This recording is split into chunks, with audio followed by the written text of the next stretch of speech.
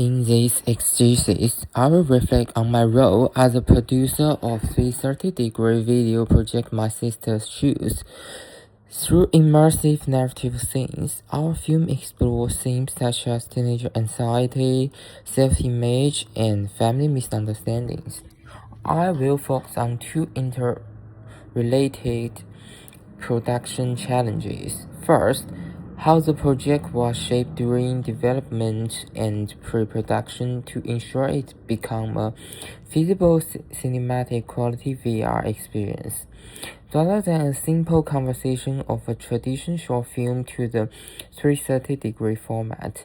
Second, I will explain how to carefully balance the intensity of immersive experience so that Kimi's suffering invokes empathy while remaining credible. Drawing on the series of tricards we named Nerve and Nerve, Stilgar and Bosworth and Sarah, I have gradually come to understanding the significance of 360-degree video production. As a producer of My Sister's Shoes, I gradually came to realize VR suited for this project was not because it's a new technology, but because the story requires immersion, a sense of presence, and the first-person experience to drive the narrative. That's why when I first hear the story in class, I love it and I choose it. Kimi's anxiety is conveyed not through pilot twist external action, but rather through the gradual construction of the viewer's interaction with the domestic space. Sounds, temporal rhythm, and self-awareness. The bedroom, hallway, and the living room are no longer neutral setting but emotional field.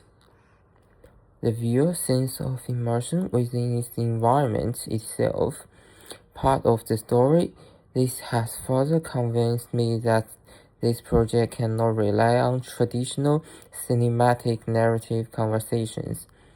Bosworth and Sarah argue that immersive media is still developing a revolutionary storytelling language, and that creator training in older media can sometimes hide themselves by imposing familiar rules on a new form.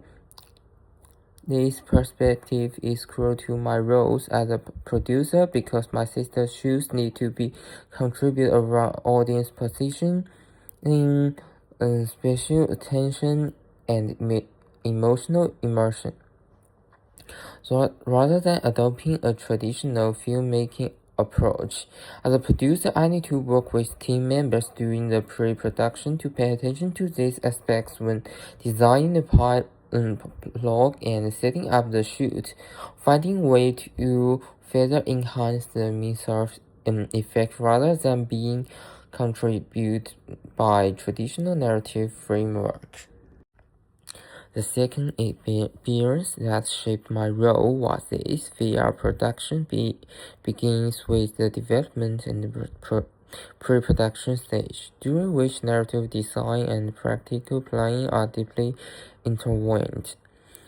Tricard emphasized that many of the most important creative design in VR are made before the shoot, while Williams' Nerve and Nerve shows that producing inside VR involves defining purpose, audience, and view early, then shaping the project around the practical realities of location, sound, layout, budget, and crew.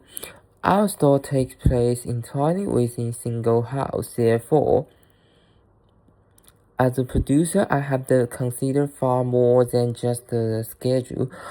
I also need to find a house with a limited time frame that was both available and suitable for our narrative. Decisions regarding rehearsal, room layout, actor blocking, sound source placement, the crew footprint, and the practical limitation of the shooting location all form part of the process of constructing meaning. Fortunately, a team member had a house that meets this requirement, and we eventually obtained her family permission to use it for filming, which saved us a significant amount of time and effort during pre-production. Steger's work has helped me extend his understanding from workflow to the some dimensions of immersive media. He defined immersive media as something that influences how people experience themselves, their social relationship, and mediate reality, emphasizing and why immersive media offer benefits, also pose risks, especially when it's reshape our sense of presence, engagement, and understanding of reality. We are currently in our early 20s and we have all gone through adolescence ourselves. This period is not far removed from the lives of our team members, and we all experience the same anxieties